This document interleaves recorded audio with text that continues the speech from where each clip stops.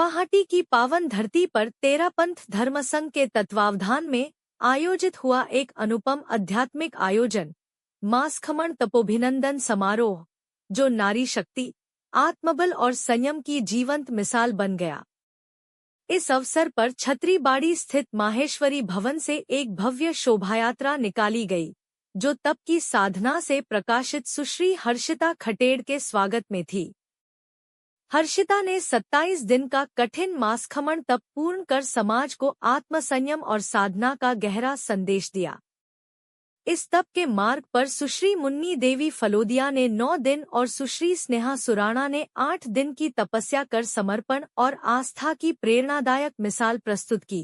शोभायात्रा तेरापंथ भवन पहुंची, जहां युग प्रधान आचार्य महाश्रमण के सुशिष्य मुनि डॉक्टर ज्ञानेंद्र कुमार और मुनि रमेश कुमार की पावन उपस्थिति में तपस्विनियों का अभिनंदन हुआ।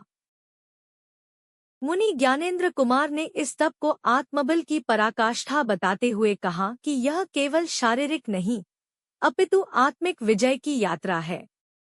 वहीं मुनि रमेश कुमार ने इन कन्याओं की निष्ठा और साहस की सराहना करते हुए उन्हें समाज के लिए एक प्रेरणा बताया। साध्वी प्रमुखा विश्रुतविभा जी ने अपने आशीर्वचन से सभी को भाव विभोर कर दिया और तप की शक्ति को आत्मशुद्धि का माध्यम बताया। मंच पर उपस्थित अनेक समाज सेवियों, संस्थाओं और गणमान्य जनों ने सुमधुर गीतों, तिलक एवं माल्यार्पण से इन तपस्विनियों का उत्साहवर्धन किया। यह आयोजन केवल एक धार्मिक समारोह नहीं, बल्कि एक जीवंत प्रमाण था कि यदि मन में अटूट संकल्प हो, तो आत्मशक्ति के बल पर कोई भी साधना असंभव नहीं। इस आयोजन ने यह सिद्ध कर दिया कि हमारी बेटियां भी तप, त्याग और साधना में किसी से कम नहीं हैं। वे आज की नहीं, आने वाले कल की भी प्रेरणा है। जिसे किसी प्रकार की कोई सोच रखे बिना, किसी दुविधा के बारे में सोचे बिना ही वो अपनी आस्था ईश्वर में रखता है और वो बिना किसी सोच के ईश्वर से जुड़ा हुआ रहता है और रहना चाहता है। और शायद जो सच्ची धार्मिक भावना है, जो सच्ची धर्म की भावना है, जो सही मायने में आस्था है, मेरा व्यक्तिगत रूप से मानना है कि जो तीसरी कैटेगरी है, जिसे किसी चीज से लेना देना नहीं है, लेकिन उसे ईश्वर के समीप रहना है और वो धर्म से जुड़ता है।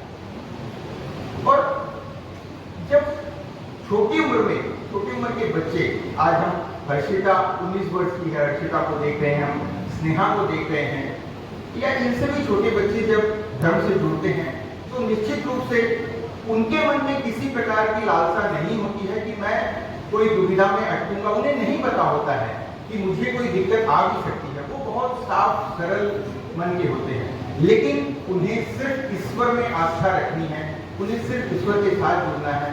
ये जो पवित्र निर्मल आस्था उनकी होती है, ये सही आस्था होती है। और इस आस्था का परिचय आज हम यहाँ देख पा रहे हैं, जब हर्षिता ने मासखमण का तप किया है और स्नेहा ने अपने मिठाई का तप किया है।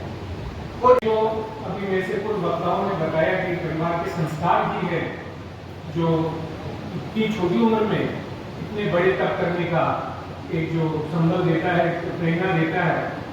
और इस परिवार के संस्कारों को मेरा कोटि-कोटि अभिनंदन करता हूं। हम सभी जानते हैं कि इतनी छोटी उम्र में इतने बड़े तप करना बड़ा कठिन कार्य है और ये प्रेरणा जो इन्होंने दी है पूरे गुवाहाटी को, इसकी तुलना नहीं की जा सकती और काफी समय तक ये याद रखा जाएगा। ये बहुत ही हर्ष का विषय है पूरे गुवाहाटी नगर के लिए। और बहुत छोटी उम्र में मैंने गुरु जी से सुना था कि कलयुग में धर्म को संभालने का जो काम है वो प्रथम पंक्ति में महिलाएं करती है। और आज उन दोनों बच्चियों ने ये साबित किया है कि कलयुग में धर्म का स्तंभ जो थाम के रखी है तो हमारी महिला है, नारी शक्ति है। सभी को कोटि-कोटि प्रणाम और उनके तक की बहुत बहुत अनुमोदना करता हूँ। ओम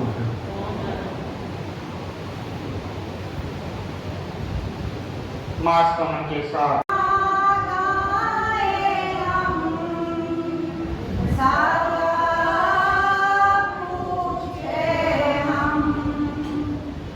महिमा गाए हम, साता पूछे हम, देख के तेरी तपस्या से बहुत बोला सेवा। तपस्या से करते हैं कर्मों के बंधन, तपस्या से करते हैं कर्मों के बंधन, तपस्या से मिलता है आत्मा को बंधन, तपस्या से मिलता है आत्मा को बंधन। ओम आरा मुनिवर की कृपा ही है, या यूं कहूंगा उनका सिर्फ एक मार्गदर्शन जिसने बिटिया ने समझा, सीता ने समझा। जब घर पर पदार्पण हुआ, उनका एक ऐसा संदेश मिला, त्याग तपस्या में आगे बढ़ना। जब मुनिवर का इस प्रांगण में प्रवेश हुआ, वो दिन था 5 तारीख, और इसने संकल्प बनाया, वो दिन था 6 तारीख। 6 तारीख से संकल्प बनाकर अपनी तपस्या में आगे बढ़ने का जो दृढ़ संकल्प था, मुझे कहीं न कहीं ये लग रहा था कि मुझे रोकना है। मैं कहीं न कहीं सोच रहा था कि इसे कैसे आगे तक लेके जाऊं। हमने 8, 9, 10 जो भिक्षु स्वामी के तेले में मुनिवर ने नाम लिखवाए थे, उनमें हम 5 भाइयों ने भी यहाँ पर नाम लिखाए थे। हम इसके साथ 5 तक पहुंचे, लेकिन हम रुक गए, ये नहीं रुकी। इसका लक्ष्य आगे बढ़ता गया। इसका मेन लक्ष्य था कि मैं स्वयं 19 की होंगी और मुझे 19 की तप करनी है। लेकिन इसे क्या पता था कि कोई और भी इस तप को आगे बढ़ाने के लिए हमारे घर, हमारे प्रांगण में मुनिवर का पदार्पण होगा और तपस्या के भाव बढ़ जाएंगे। ऐसे करते हुए ये लक्ष्य में आगे बढ़ी और ये संकल्प दृढ़ संकल्प में बदल गया। और आज आप सभी का साथ, स्नेह और प्यार इस पूरे परिसर में, इस मास खमन का तपोभिनंदन में पूरा समाज यहाँ पर उपस्थित हुआ है। ये हमारे कटेर परिवार के लिए बहुत ही बड़े हर्ष का विषय है। और ये सिर्फ और सिर्फ हर्षिता के लिए आज यहाँ पर इस प्रांगण में उपस्थित हुआ है। मैं मेरी बिटिया को फिर कहूंगा, आध्यात्मिक साधना के अंदर खूब उत्तरोत्तर विकास करें। आप अपने जीवन में, अपने विचारों में ऐसी शक्ति लाएं जिसे मैं कह सकूं और फख्र से चल सकूं कि मेरी बिटिया बहुत शानदार कार्य कर रही है, आध्यात्मिक क्षेत्र में आगे बढ़ रही है, धर्म संघ में आगे बढ़ रही है। संकल्प यूं ही बना रहे। आज संजोगवश जैसे बसंत भाई जी ने कहा कि मेरी भांजी और मेरी भतीजी, और मैं ये कह सकता हूं कि 2 महीने इस प्रांगण में यहाँ पर उपस्थित है। मेरी बिटिया और स्नेहा सुराना मेरे साले की बेटी होने के नाते दोनों बहनें हैं ये। और इसने न्योता दिया है कि मास श्रवण के उपलक्ष्य में मैं 28 की शुभकामना लेकर यहाँ पर उपस्थित होंगी। तो मैं स्नेहा को भी खूब खूब बधाई देता हूँ, अनुमोदना करता हूँ कि आपने जो लक्ष्य अहमदाबाद में लिया और मुनिवर ने कहा यहाँ पर आकर आपने आपकी तपस्या का ये उपहार दिया। जैन शासन में तपो योग का बहुत बड़ा महत्व है। तपो योग एक वह योग है जिसमें तपस्वी साधक अपना आत्मसंयम करता है,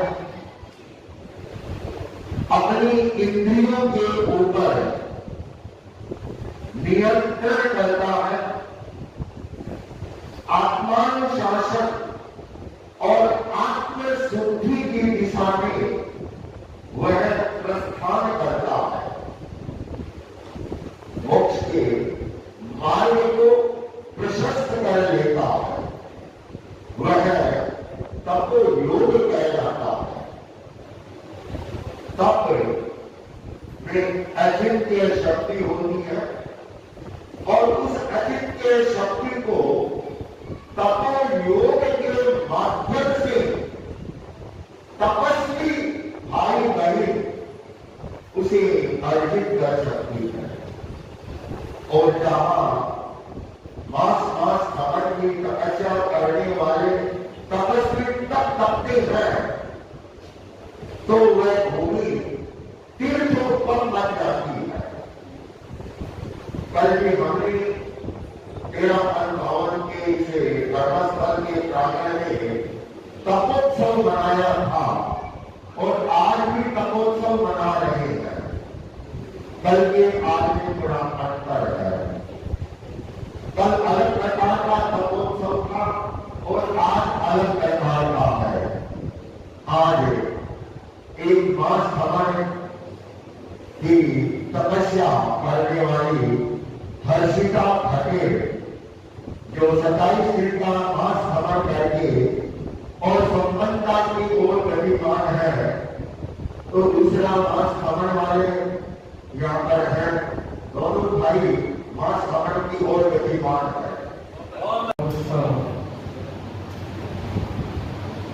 अनेक प्रकार के उत्सव होते हैं और तपोत्सव कम होते हैं। अन्य उत्सवों में आमोद प्रमोद होता है, खान पान होता है, और इस उत्सव में क्या होता है? त्याग होता है। अभी नाम लेने को नहीं सकता, त्याग करना है तपोत्सव है। फिर हर्षिता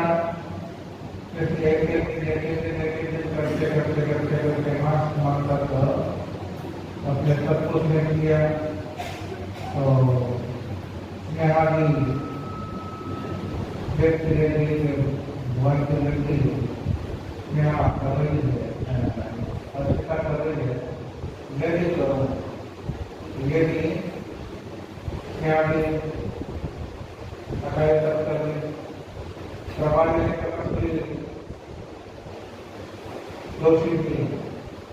मेरी जो चार बने हैं तपस्या के क्रम में,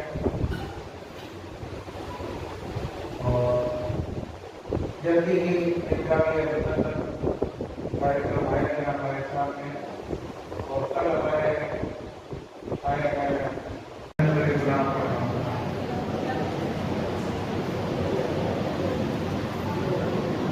फिर